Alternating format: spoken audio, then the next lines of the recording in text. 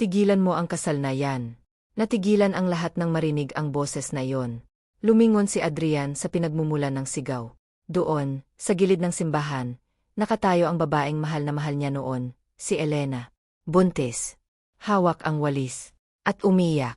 Malamig ang simoy ng hangin sa loob ng St. Michael's Cathedral, ngunit si Adrian Montefalco ay pawisan. Hindi dahil sa init, kundi dahil sa kaba.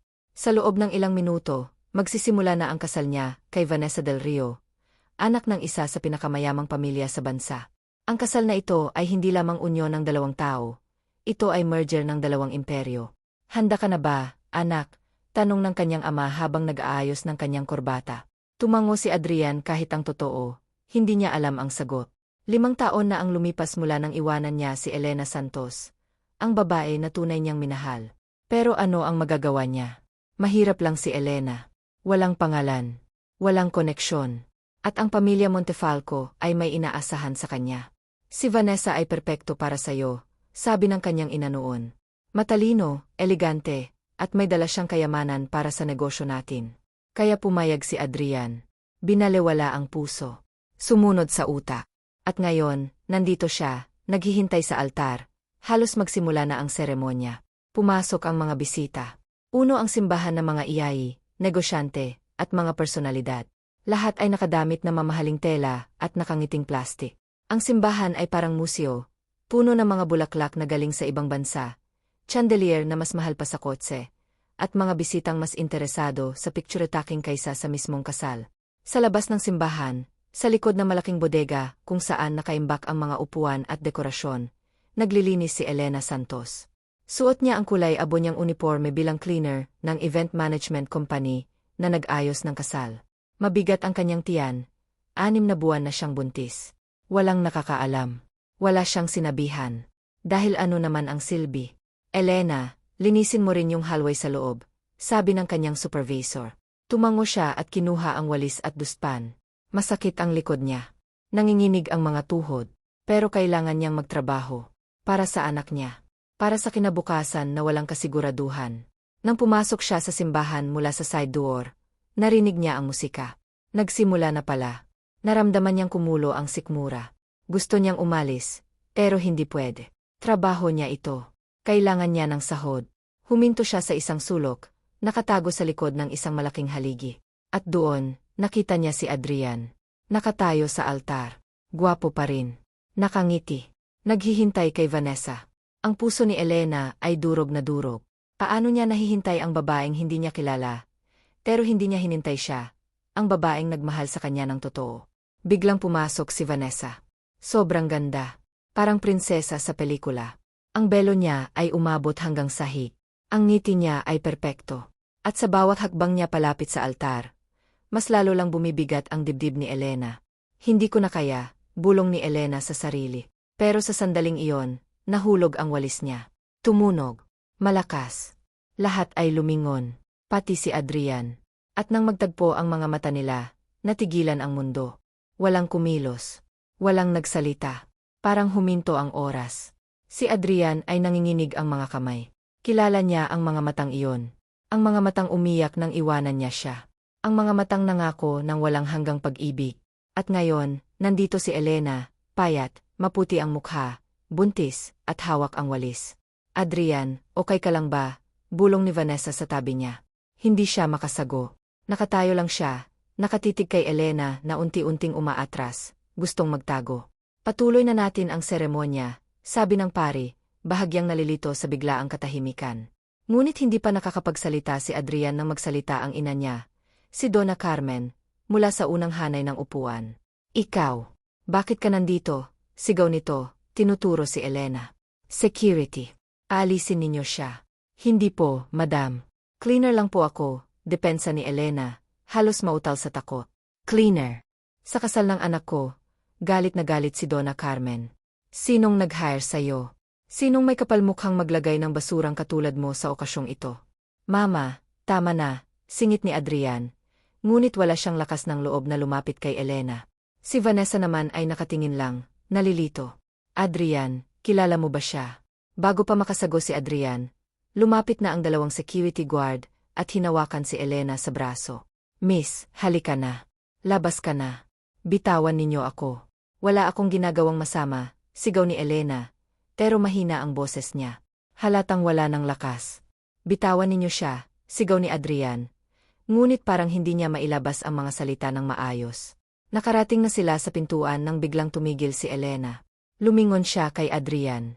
At sa harap ng lahat, ng mga mayayamang bisita, ng pamilya Montefalco, ni Vanessa, at ng mundo na nanonood, nagsalita siya. Adrian, sabi ni Elena, umiyak na. Alam kong wala na akong karapatan sa'yo. Alam kong tapos na tayo. Pero sana lang, nang minsang isipin mo ako. Isipin mo rin ang anak mo. Napasinghap ang lahat. Anak, tanong ni Donna Carmen, halos mapahawak sa dibdib. Tumingin si Vanessa kay Adrian. Nanginginig ang mga labi. Totoo ba yon? Si Adrian ay nakapikit, nanginginig. Hindi niya alam ang sasabihin. Pero sa puso niya, alam niya ang totoo. Tumakbo si Elena palabas ng simbahan. Umiyak. Takbo kahit masakit ang tiyan. Takbo kahit hindi niya alam saan pupunta. Ang mahalaga, lumayo siya sa lugar na iyon.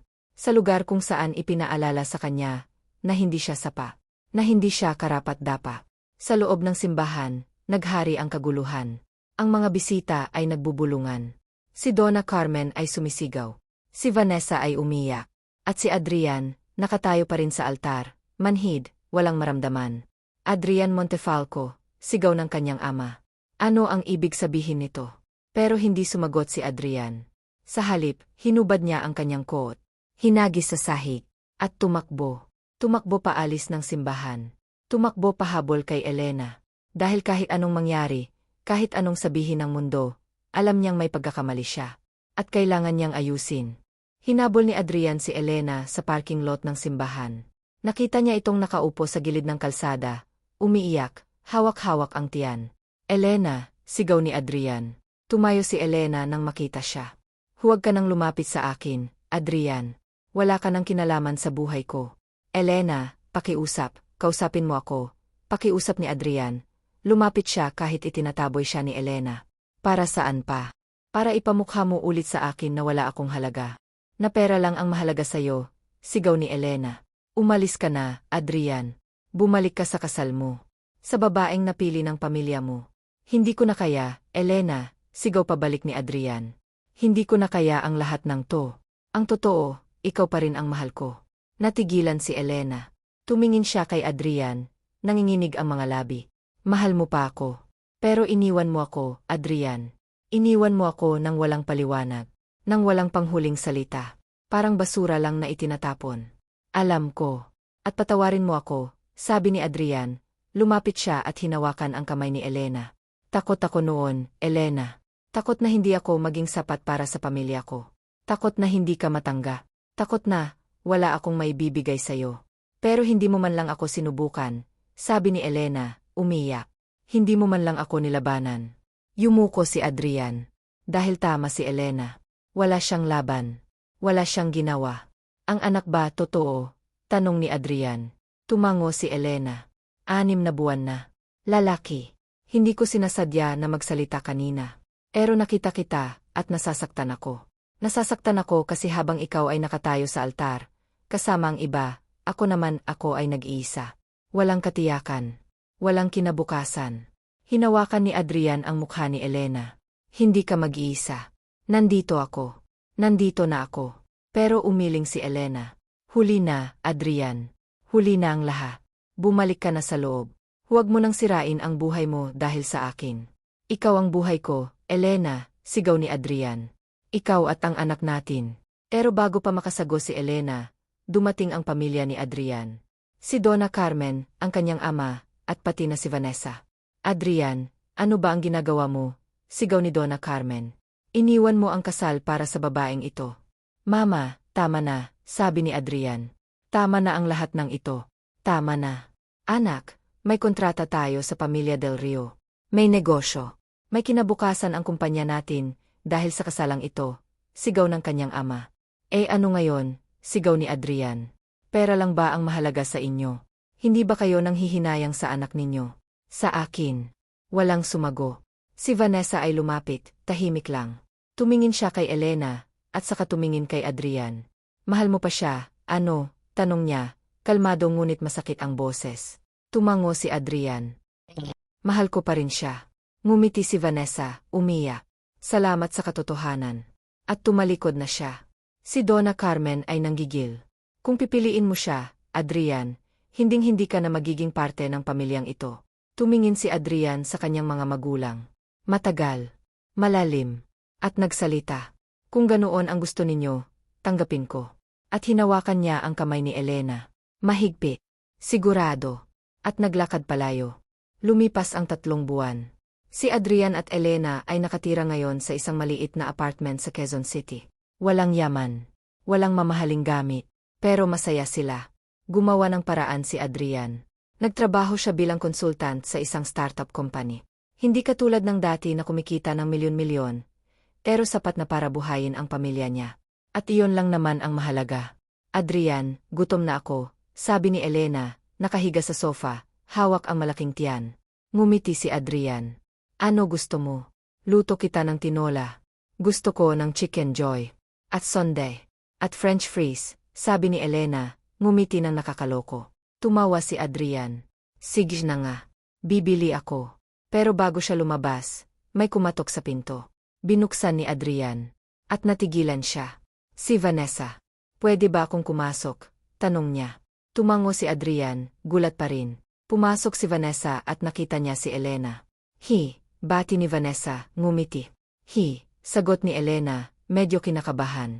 Umupo si Vanessa. Hindi ako nandito para makipagtalo.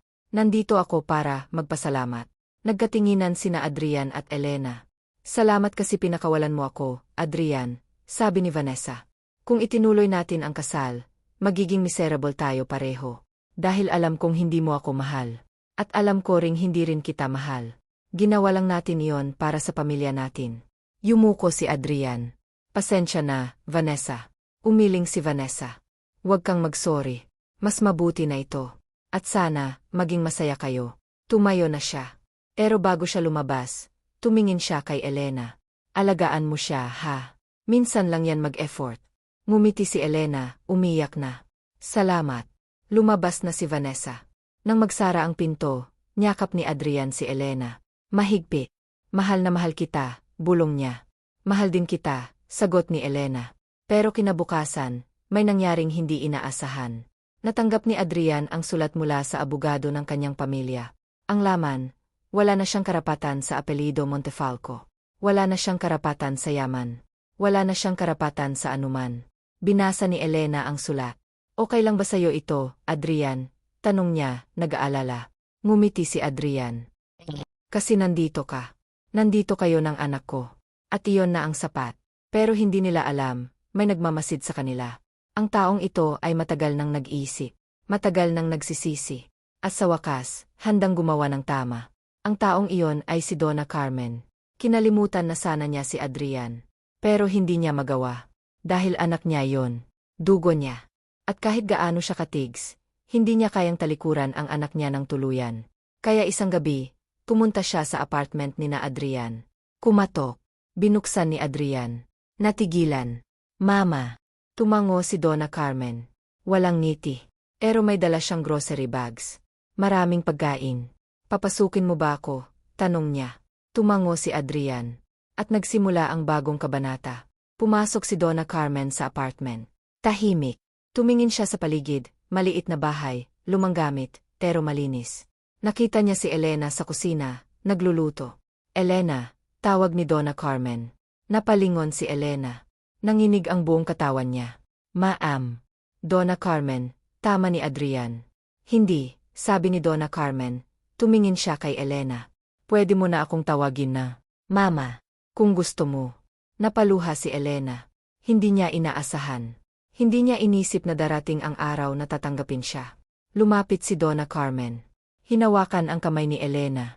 Pasensya na, sabi niya, nanginginig ang boses. Pasensya kung matagal akong naging matapobre. Matagal akong naging bulag.